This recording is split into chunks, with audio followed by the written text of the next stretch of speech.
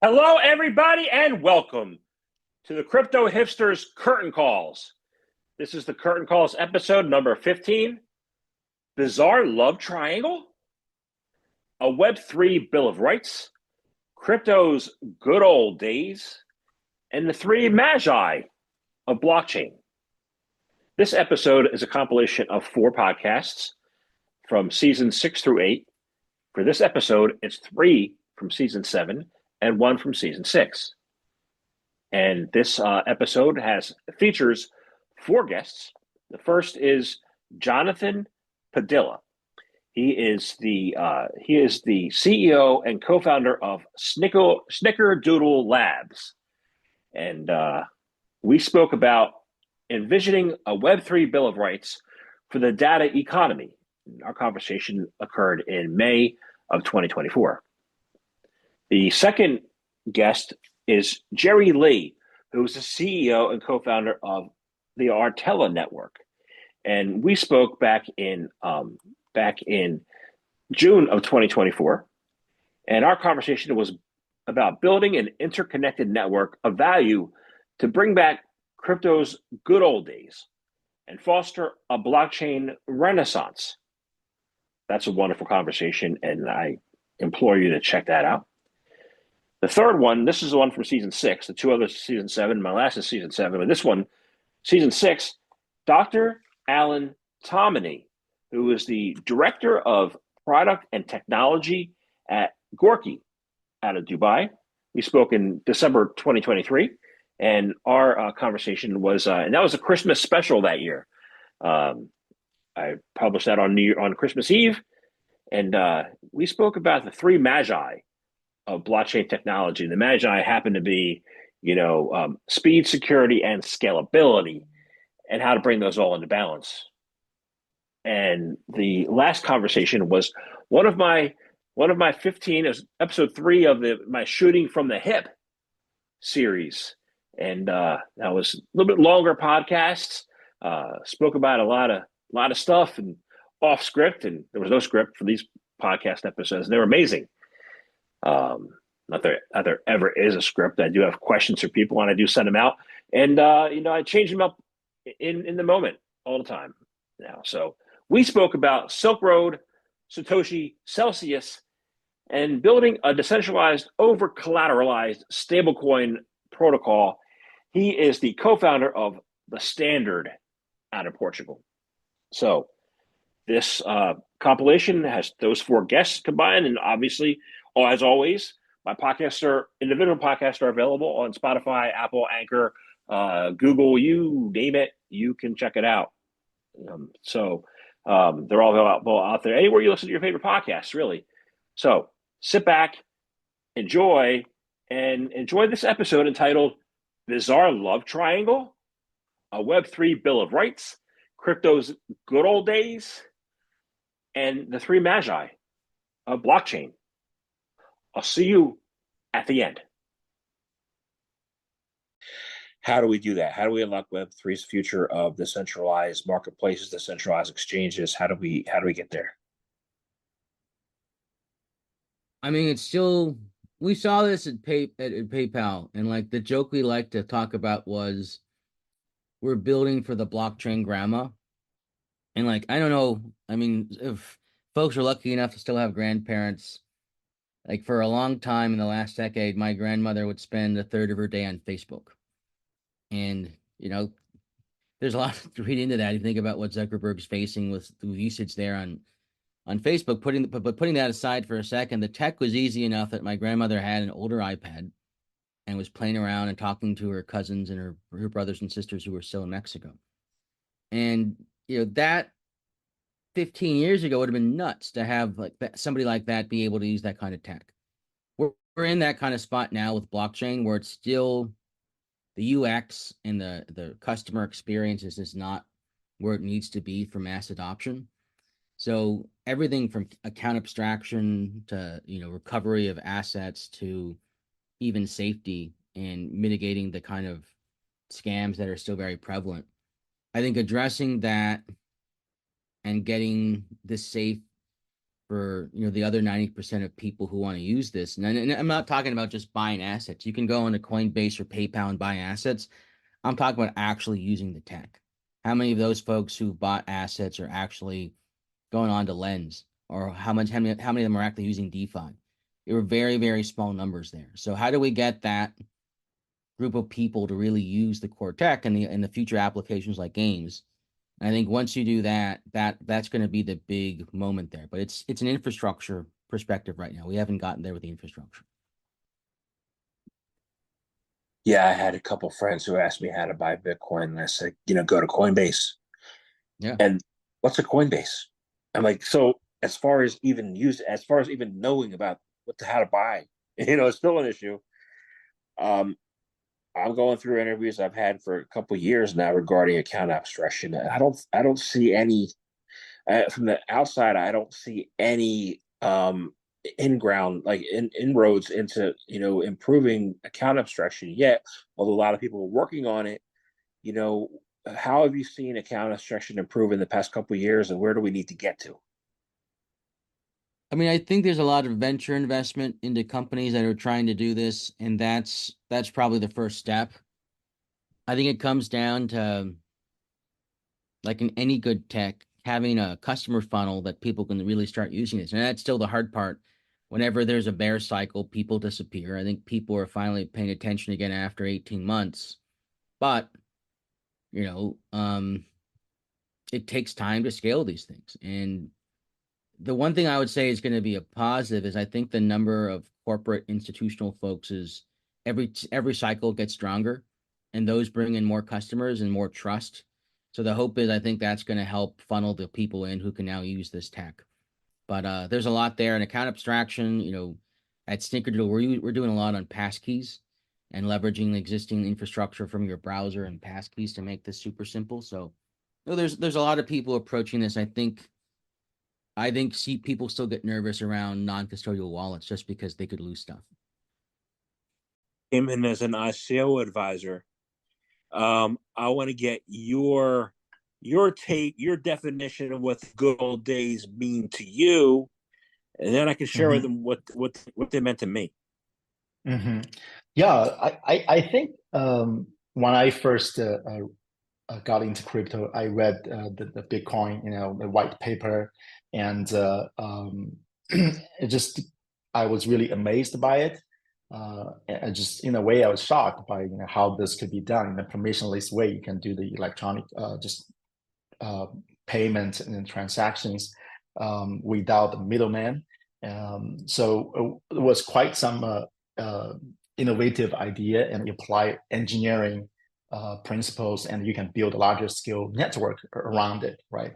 So that was really cool. And when I first got into crypto, I was really hopeful for the future of this permissionless new wave of internet called Web3, called blockchain business, what have you. But just this real fire, uh, a passion about something new, right? And be able to be one of the early adopters and be part of the contributor.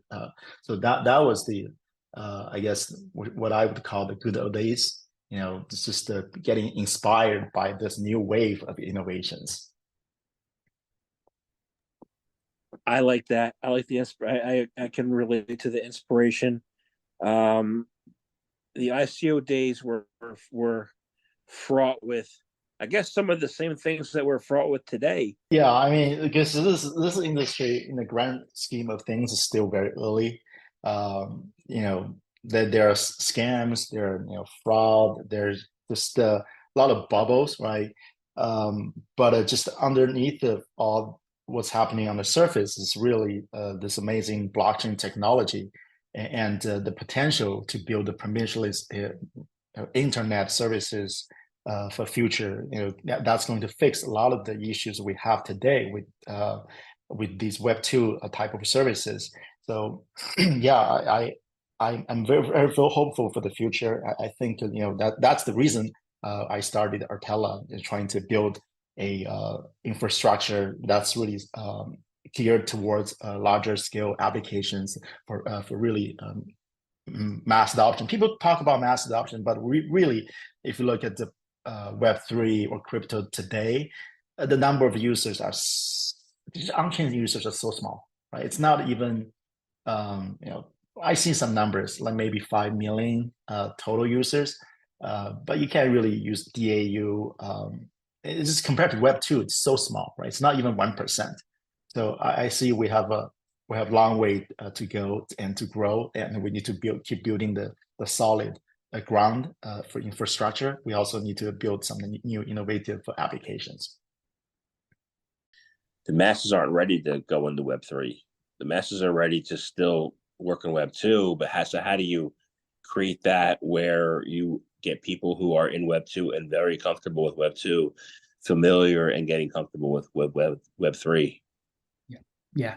So, I mean, this kind of comes back to, I think this question is related to the trilemma question, in the sense that people are philosophically obsessed with solving this trilemma problem, but it's a very, very deep problem, and it's a philosophical question in a sense. I think that that's not the problem in blockchain space and the Web3 space.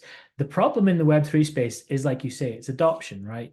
The problem is that people are not able to adopt it, either because the technology out there is not stable enough for them to develop on, or it's too difficult and sort of an energy required to get you to the point where it is adopted. There's also this kind of, I'm calling it a day zero problem. It's not really a day zero problem, because I know that various industries have their own classification of that. But effectively, there's a lot of stuff out there that's already built, and it's kind of sitting there. People are using it. People use YouTube and Google and all kinds of stuff. And they need to, there's a need, if you want to move into a Web3 space, to bridge into Web3 technology. So you need to be able to interoperate. So some of the blockchains that are out there today that are the big guns in terms of what people use and develop on, they are very laborious to begin to develop on from scratch, but they're even worse to try to take an existing system or technology and integrate it into it. And that's one of the things that we're spending a lot of time working on at Gorki, is making sure that we have the ability to integrate into existing systems. So whether that is loading in like a jar file into your smart contract that will basically call a small program and go and grab data from a SQL database, or run a bash script or something like that inside your smart contracts that allows you real interoperability with the existing world. And that hopefully brings us to a space where we can bridge people into Web3 rather than have them come along and start from scratch, which is a huge ask for a lot of industries and a lot of companies to just kind of rewrite everything in our new language. That would be madness. I don't think anyone's going to adopt that. That's what I've been saying for years. No one listens to me. But you said the magic word. You said the magic word is bridge. And that word is beginning to have a bad connotation, right?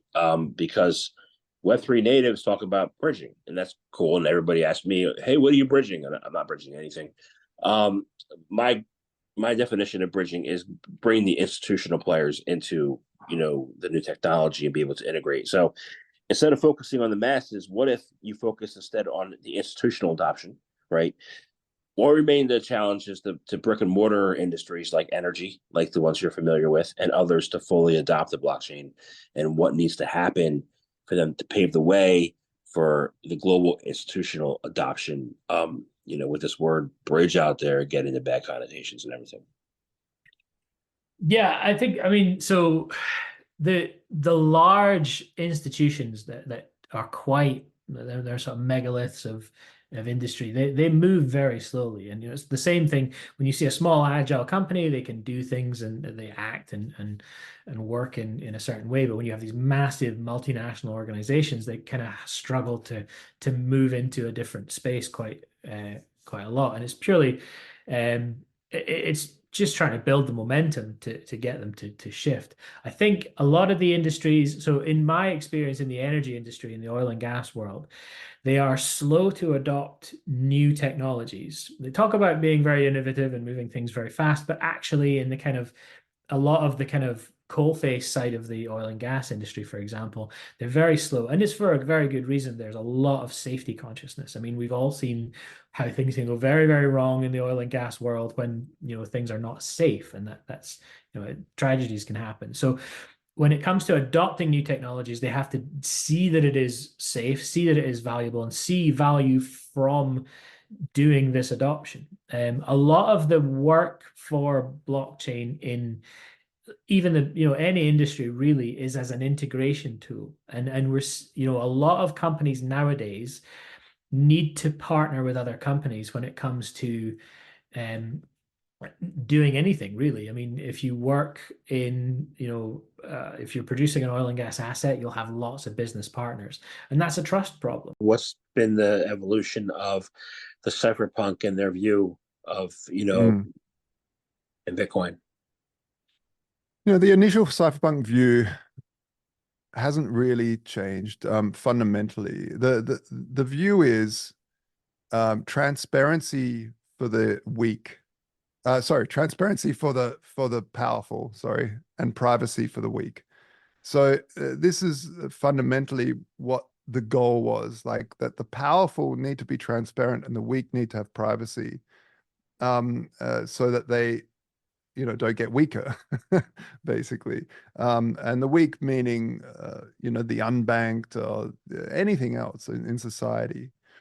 Bitcoin is one of these inventions that allowed for us to play out that dream and say, look, there's a pseudonymous system here. And you can track the wallets of BlackRock now and see exactly how much they're holding. You can track the wallets of the exchanges pretty easily with a lot of the software, this chain analysis software. But you know, every transaction is stored, and if you have good enough software, you can get pretty reasonable data if there is a nefarious transaction in that network. So it's great for law enforcement. You know, I'm a big believer that we shouldn't use money to basically simply find baddies, because what happens is if you give the power to police or governments to freeze or reach into people's money and say, well, the reason why we have this power is because we need to fight bad guys.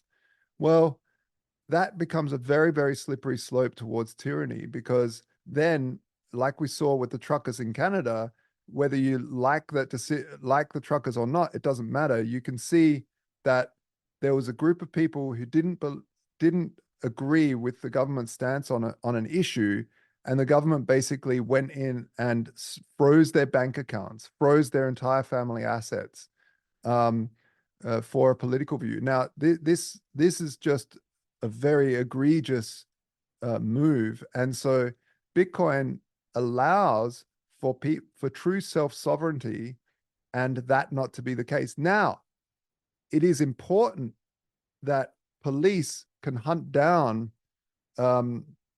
predators and sex offenders or whatever, you know, evil people, and stop that. But we shouldn't just say the easy way is freezing everybody's bank accounts until they're proven innocent. Like that's a quick road to a very, very awful place. And so we need to get back to good old-fashioned police work, and the blockchain allows for that. You can trace and do stuff pretty amazingly. I mean, after I've run a centralized exchange for a long time, and after a while we were forced by the government to use chainalysis systems, and I was blown away at how absolutely phenomenal the data is that you get back from analysis of the blockchain. But yeah, so in terms of from there till now, I do think the problem that has arisen is, when the early Bitcoins were very strong libertarian-minded, anarcho-capitalist types, and we, I remember thinking, wow, if this thing takes off, we're going to have a lot of very wealthy anarcho-capitalists that will do great stuff, and then over time, as the conferences came along, more and more conferences, we went from just having those types to having more and more, lawyers and regulators in there. And, and then every time there was a panel with, and then you start getting these sort of celebrity lawyers and big names in, and now we've got Shark Tank people and VCs, and it has changed a lot from the original scene. But fundamentally, the idea is still a Trojan horse, where we've gone, oh yeah, you like your moons and your Lambos, all these types of ridiculous people who don't actually care about centralization, and hence why you get projects like Solana that can have constant downtime as a blockchain, yet still get pumped up and told that they can run. And I think you tweeted about that recently as well. Like, how can you have a blockchain take itself seriously when it just goes down for maintenance every so often? Like, this is ridiculous.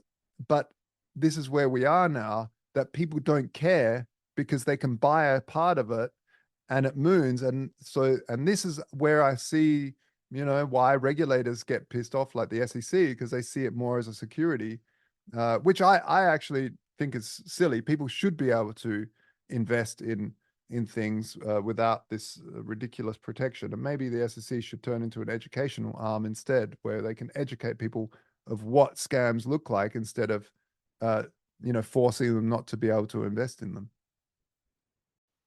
Everybody, I welcome you back. Thank you for checking out this episode. Thank you for listening to it. My video podcast started in season 8. So having this episode from 3 from season 7 and 1 from season 6, and still very relevant today. Let me know your thoughts. How'd you enjoy it? Do we need a Web3 Bill of Rights? What are the crypto's good old days to you? I'll briefly share mine. I was an ICO advisor in 2017 and 18. That was a wild, wild, wild west. And right now it's just a wild west. That was crazy times, but I enjoyed it immensely. And then the Magi of blockchain. How are we doing with that? We're coming up in December pretty soon. So how the Magi making out? Let me know your thoughts. This was episode 15 of the Crypto Hipsters Curtain Calls. Join me next time, and we dive into some important stuff. Like I have 3 guests talking about Ethereum and 1 talking about Litecoin. So where are we at in Ethereum and Litecoin as opposed to Bitcoin? Where's the market telling us we're going? What's the utility like? All those factors. Listen up, check it out. I hope you enjoyed this episode, and I will see you next time. Thank you so much for tuning in.